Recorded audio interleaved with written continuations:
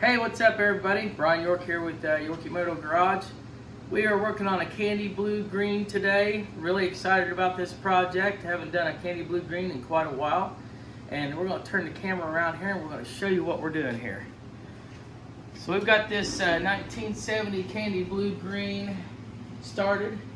Went ahead and put these decals on. We put the swing arm on. We went ahead and put the seat latch on. Got a little excited yesterday. Had a few minutes before I had to go play music and went ahead and just started a few things. We got the wheels done and the hubs done. I've got the tires and tubes for it. Maybe sometime this week we'll get to this and maybe start assembling the wheels. You know, I don't think I've ever done a wheel assembly video. That might be a good video for the next time. For today, we're going to do a shock. Now, I think I've done shocks in the past, but we're going to do a candy blue green shock, and I'm going to show you exactly how to put this back together. I do have a disassembly video to show you how to take the original shocks apart, and then I'm going to show you this after you get everything done and get it back from the chromer and the guy who's doing all the polishing. I'm going to show you how to put this thing all back together. So that's what we're going to do today. So let's go over here to the bench and we're going to get started, and I'm going to show you it's not going to take very long to do this. But now I've already put the rubber bushings and the actual bushing in there to get started. We've already done this back in a cloud silver paint. You want to sand this all down, and it don't have to be perfect. It's got some imperfections in it, but once you get this all together, you're not going to see all that. So what we're going to do is we're going to start off with the bushing. Oh, I didn't clean this bushing. These are original bushings. Let me clean this up real quick. And then you at least want to clean the bushings and make them look halfway decent.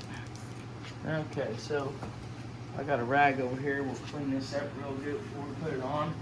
These original bushings, I don't know if you can find them. I always just reuse the originals because most of the time they're in good shape. They don't break.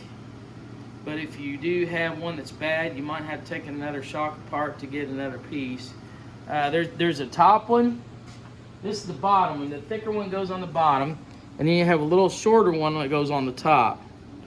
Not very prepared this morning. Apologize. Okay, so we're ready to go on these now. And then I usually reuse the rubber in there because they don't go bad. Now, if they're weather cracked and stuff, then by all means, you probably ought to replace it. I don't even know if they make these. These parts for these shocks are kind of hard to find. So what I do is I send this piece off and have my chrome guy, or polisher guy, go in and re-polish those. So he does a really good job. A little dirty right now because I got my hands all over it. And then I send the springs off and have them re-chromed. So everybody asks me who my guy is. That I've got a guy in Indianapolis that does chroming. I've got a guy in Indianapolis called Paulie. He does the polishing. I don't like to disclose my chromer guys because if I disclose my chromer guy, then everybody else is using him and I can't get any of my stuff done. So y'all got places around where you're at that you can get chroming done. So, but anyway, we're going to go ahead and get started on this. What we're going to do is we're going to start off with putting this short one on here. Then we're going to put this spring. Now make sure you put the compressed part of the spring to the top. Okay, it's gonna go on here like this. Then you're gonna put this piece on here like this. Oh, before I do that, you want to extend this all the way out. Okay, it's all the way out. All right, I'll show you why. Okay, see that's to the top of that right now. Okay, actually, we're gonna go ahead and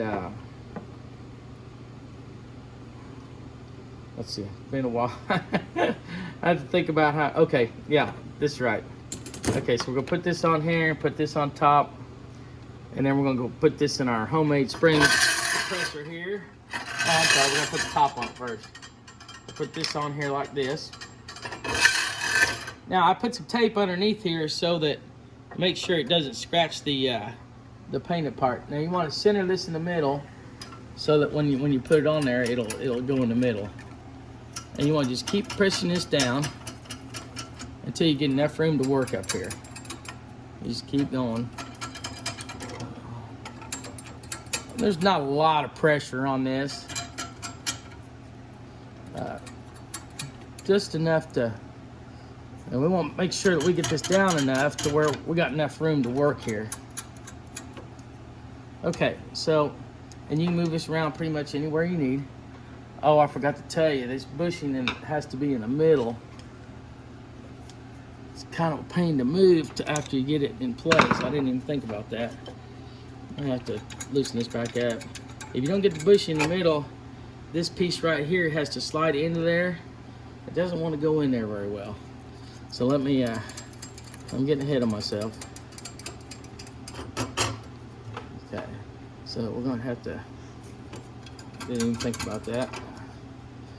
It's been quite a while since I've done any of these shocks. I used to do them all the time. And I just haven't been building a whole lot of bikes lately.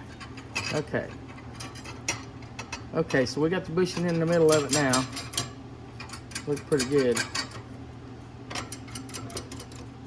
Now we're still gonna have to get this down enough to where we can work. So, you know, it gets to the point to where you get it up high enough, then you can get some work done. All right, there we go. So now our bushing's in the middle. The rubber goes in here like this. It's just a stop rubber is what this is. Okay, and then this cone goes, this piece right here goes down. Okay, so you want to get this up high enough to where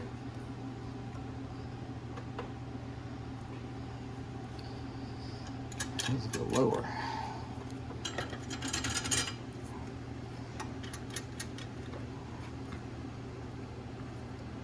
There we go. You want to go all the way down with that. Okay, now this is what's important. You want a little drop of, not a whole lot, just enough to thread locker in there. That's going to keep that sucker from coming out when you're trying to put it together. You don't want to be riding that come loose and then the top of your shock come loose. That'd be a bad deal. Okay, what I do is take a pair of these pliers here, and there's a flat spot on that nut down there. See it right there? Put your pliers on there and tighten it up. And what I do is just give me a pair of, or a screwdriver here, tighten it all up.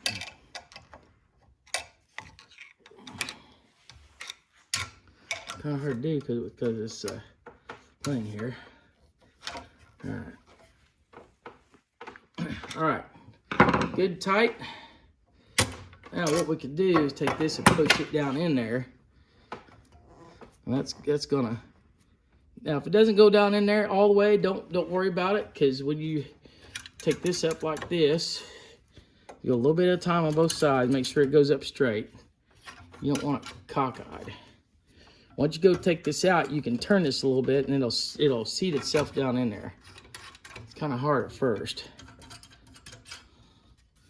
to get it up in there. It's just kind of one of those deals that the way they're built.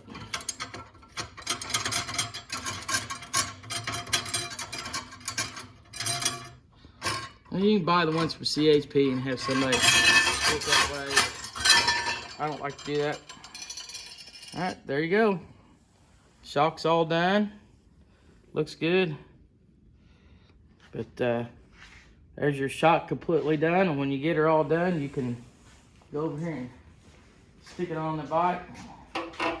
Wow, look at that. I'm like, I gotta put washers on it, but I'm just gonna lay it on here for now. But shock's all done, professional.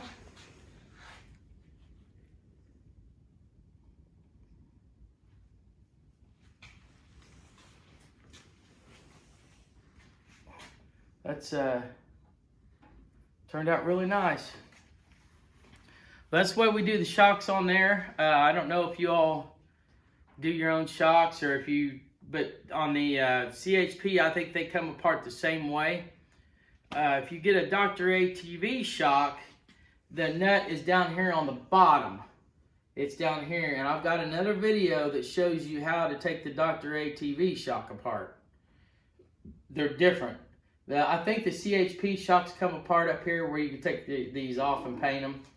But anyway, that's going to be our video for today. Thank you all so much. I'm Brian with Yorkie Moto Garage, and we'll see you on the next video.